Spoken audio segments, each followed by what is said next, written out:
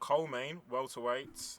We got Gilbert Burns versus Stephen Wonderboy Thompson. Although he's touching 40, I'm a bit uncomfortable about calling an almost 40-year-old a Wonderboy.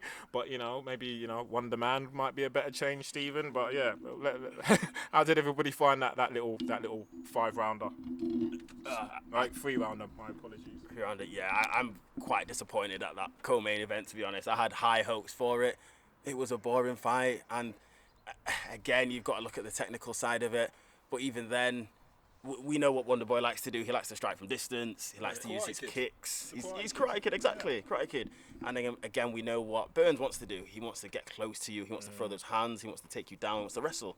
Yeah, in the clinch, yeah. In the clinch, I just don't think Wonderboy did enough when they were on the feet, when he had the distance. Right, so yeah, so this is right. Okay, you guys tell me what you think about this, right? And this will tie into the main event. I think the UFC, like any other sports, moves and evolves pretty much every 6 months, I would say, right? Mm-hmm. And every 6 months or so, every year or so, you have fighters that you just can't be a one-trick pony.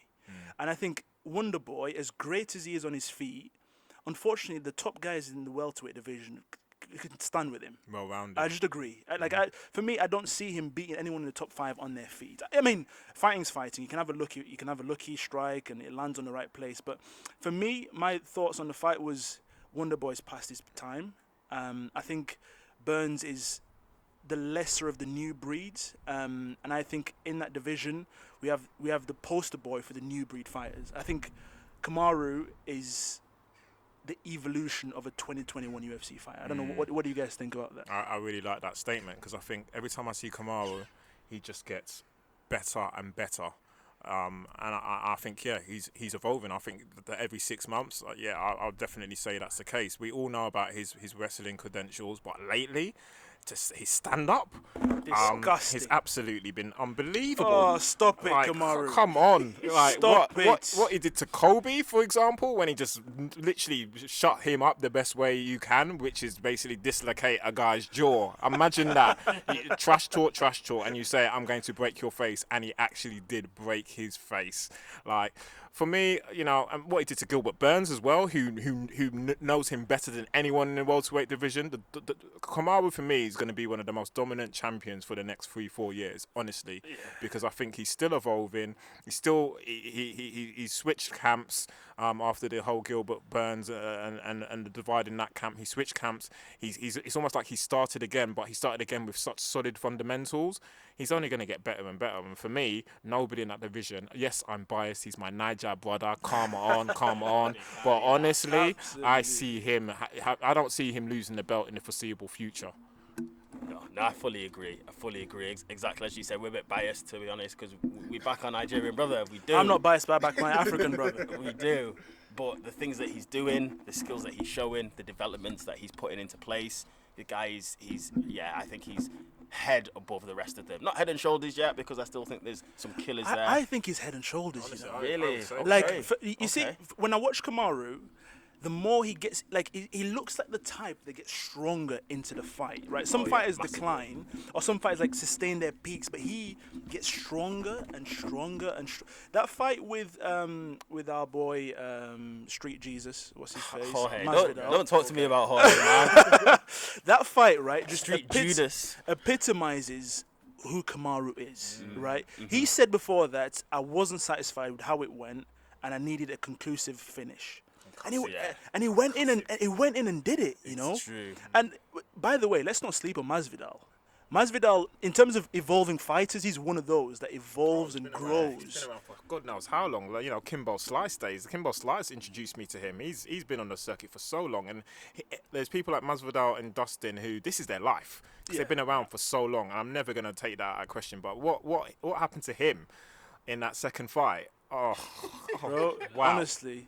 Rest in peace to our brother there, you know. In the words of Masvidal, he got baptized. Super necessary, bro. Super necessary. Respectfully. Yeah, we love our brother Jorge, you know. We love Jorge's what the he's man. done. Jorge's He's the man. But He's the Kamaru man. is just in a different level. And when we talk about dominant champions, Kamaru was definitely up there. We're looking at the rankings now, and he's apart from Leon Edwards. Who he sleeps, by the way. By the way, he's already fought Leon Edwards. He My sleeps- bad. They've already fought. They fought and he won. So I think it's by decision. He's almost done a 360 of the top 10. Bro, in he's terms of lapping he's these fought guys. Like you everyone. said, he's he's lapping lapping them. 100%. Let me just interject there. I heard somebody said he sleeps Leon. Okay. No, I don't disagree, but I just want to hear more on that point. I want to hear more on that point. Okay, so by the way, Leon's British. Leon, we love you, and you're repping the flag. You're a great fighter. But I just think Kamaru is a different level. Like that's just, and it doesn't mean these guys aren't great. They're good. Like for me, we're talking Kamaru as being the greatest of all time in welterweight.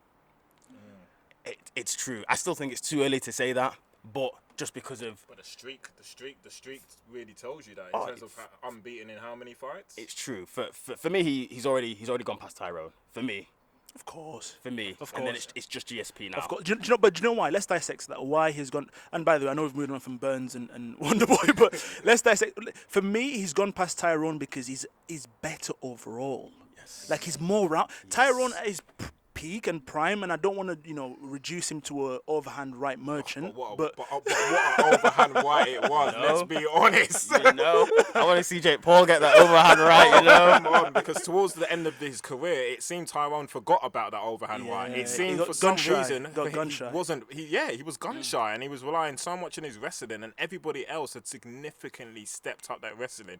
Look at the fight against Usman, where he just got dominated in his world. wow. Yeah, What exactly. a wow. And so just to go back on the Leon point, I just think Kamaru is just overall better. I think Leon's got certain attributes. He's rangier, and he's competent on his feet. I just think Kamaru's a type of fighter, very much like Shevchenko, very much like Nunes. He'll beat you where you're the strongest, and that to me is a scary proposition. Yeah, it's true. It's also a proposition that has put people in danger. That's what Ronda tried to do. In what sense? With some of her title defenses. Yeah. She wants to beat you where you're good at. Right. She wants to stand with Holly Holm when Holly Holm was at her peak. Yeah. That was the most stupid decision I've ever seen in my life. It was. Yeah. But at the same time, I think Usman's good enough to do that. Yeah. I think he is. But I just don't want nobody to be sleeping on Leon, because I think that last fight, that last minute, just I think overshadowed that performance against Diaz. By the way, Diaz almost had him out. If that was another round, Diaz would have had him out there. And but if Kamaru lands that, woulda, coulda. If Kamaru woulda, lands coulda. that, And what you said ask Masvidal. What you said about Kamaru being a guy who, as the fighter wears on, he gets stronger. That is most certainly the case when you watch Diaz, and I agree. Like if there was another fight, another round, Bro, not even another 30 seconds. very true. And he's very true. out of there. That's true. And my point is, if that's Kamaru, he is done. Because punching power, are we rating Diaz over Kamaru punching power? Not anymore. No. So, and the thing is, what Leon really needed to do in that last fight, and I felt sorry for him because, especially, and I'll go back to even the fight before with Bilal Muhammad, where the eye poke, and Bilal Muhammad is warranted, still has the right to keep on calling Leon out because that is unfinished business. Yeah, so unfortunately for me, I think Leon's probably going to take that fight eventually because everybody else seems to be on paper matched up because he needed to get Dana's attention that night. Absolutely. And to be honest, I think even if that had gone to points, I don't think that would have been enough. I think for him to be seriously rounded up as the next contestant, he needed to finish Diaz. Absolutely. He needed to be the first, and Dana would have had no choice. Right now, he's probably the unluckiest man in the welterweight division because of what's happening in his probably the last 2 years in his career. Yeah, of course, pre-COVID, yeah. And by the way, I don't have the rankings in front of me, but welterweight for me is murderers row. And therefore, to stand out, you need to be absolutely head and shoulders above everyone else. And I think Leon, if you get a Diaz that's been out of the cage for a while, I'm so sorry, but you need to prove a point.